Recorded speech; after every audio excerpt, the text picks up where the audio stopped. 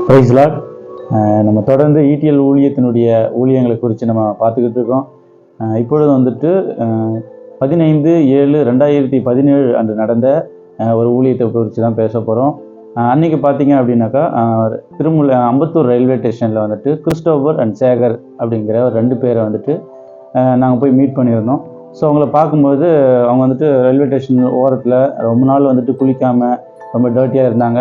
So அவங்ககிட்ட போய் பேசுகிறதுக்கு அவங்கள வந்துட்டு அன்றைய தினத்தில் வந்துட்டு அவங்கள கூட்டிகிட்டு போய் அம்பத்தூர் ஓட்டியில் வச்சு அந்த கிறிஸ்டோபர் அங்கிளை அவங்கள கூட்டிகிட்டு போய் அவருடைய விருப்பத்தின் பேரில் தான் அவர் கூப்பிட்டு போயிட்டு ஒரு ஆட்டோவில் வந்து கூப்பிட்டு போய் ஒரு ஹோம் வந்து ஒரு லாட்ஜ் வந்துட்டு நாங்கள் அது வந்து 1 ஹவருக்கு மட்டும் பேசி பே பண்ணி அங்கே வந்துட்டு அவரை கூப்பிட்டு போயிட்டு அவர் எல்லாமே ஃபுல்லாக அவரை குளிப்பாட்டி ஷேவ்லாம் பண்ணி நீட்டாக புது ட்ரெஸ்லாம் போட்டு அவர் வந்துட்டு அடுத்த நாள் வந்துட்டு சண்டே 16/7/2017 அன்றைக்கி சண்டே சர்ச்சுக்கு போகலாம் அப்படின்னு அவர் விருப்பப்பட்டார். சரி, ஓகே, அப்போது சபைக்கு கூப்பிட்டு போகலான்னு சொல்லிட்டு அவருடைய விருப்பத்தின் பேரில் தான் வந்துட்டு ஆட்டோலையும் நாங்கள் அவர் கூப்பிட்டு போனோம் சபைக்கு ஆலந்தூரில். ஸோ கூப்பிட்டு போகும்போது அவருக்கு ரொம்ப சந்தோஷம். ஏன்னா அவருடைய தோற்றத்தை பார்த்து பழைய ஃபோட்டோக்கும் புது ஃபோட்டோக்கும் அவர் வித்தியாசம் அவர் பார்க்கும்போது அவருக்கே ரொம்ப சந்தோஷமாக இருந்து ஸோ அவர் ஜாலியாக வந்தார். சர்ச்சுக்கு கூப்பிட்டு போயிட்டு சபையில் உட்கார்ந்தார், வார்த்தையை கேட்டார். அதுக்கப்புறம் வந்துட்டு அங்கே ஒரு ஹோம் இருக்குது, நீங்கள் சேர்ந்துக்கிறீங்களா? ஏன்னா இங்கே வந்துட்டு அவர் கொஞ்சம் ஹேண்டிகேப் மாதிரி, ஸோ அவங்களால நடக்க முடியாது, அவரால் நவந்து தான் போவார்.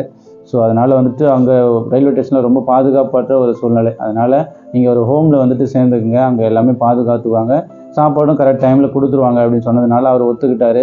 சரின்ட்டு அங்கே பக்கத்தில் இருக்கிற ஹோமுக்கு கொண்டு போய் விட்டு சேர்த்தோம்.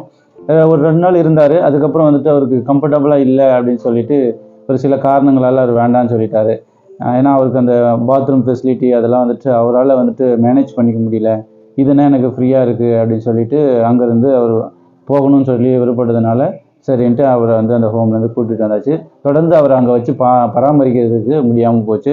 ஆனாலும் கூட வந்துட்டு ஆண்டவர் அந்த நாளில் அந்த ஊழியத்தை செய்ய கர்த்தர் உதவி செய்தார். சேகருங்கிறவரையும் நாங்கள் பார்த்துருந்தோம்.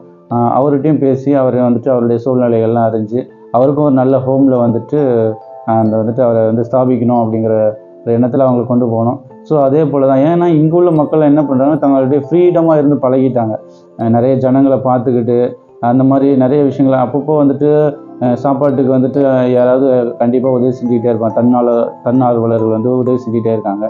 ஸோ அதனால் அவங்களுக்கு அந்த இடம் வந்துட்டு அவங்களுக்கு கம்ஃபர்டபுளாக ஆகிடுது. அதனால வந்துட்டு ஹோமில் கொண்டு போய் அடைச்சி வச்சோங்கிற ஒரு ஃபீல் வந்துடுது அவங்களுக்கு. அதனால் அந்த ஹோமில் வந்துட்டு அவங்க நிலச்சி இருக்க முடியல. ஆனாலும் கூட அந்த மாதிரி உண்மைக்குமே ஹோமில் விட்டால் நல்லாயிருக்கும் அப்படிங்கிறவங்களும் நிறைய பேர் இருக்கத்தான் செய்கிறாங்க. ஸோ தொடர்ந்து அவங்களுக்காகவும் பழனிச்சிக்கிட்டு இருக்கோம். அவங்களும் அந்த மாதிரி இருக்கக்கூடியவங்களை நல்ல ஹோம் வந்துட்டு ஆயத்தப்படுத்தி அவங்கள வந்து நிலைநாட்டுறதுக்கு ஆண்டவர் உதவி செய்வார் வருங்கால நாட்களில். ஸோ தொடர்ந்து பார்த்துருங்க, எங்களோடு கூட இணைஞ்சிருங்க, ஊழியத்தில் கலந்து கொள்ளுங்கள். விருப்பம் இருந்துச்சுன்னா நிச்சயமாக கலந்து கொள்ளுங்கள். அநேகருக்கு வந்துட்டு உதவியாக அந்த ஊழியம் வந்து கர்த்தர் மாற்றி தந்திருக்காரு, இனியும் தருவார் நான் விசுவாசிக்கிறேன். கர்த்தர் ஆசீர்வதிப்பாராக. God bless you. ஆமீன்.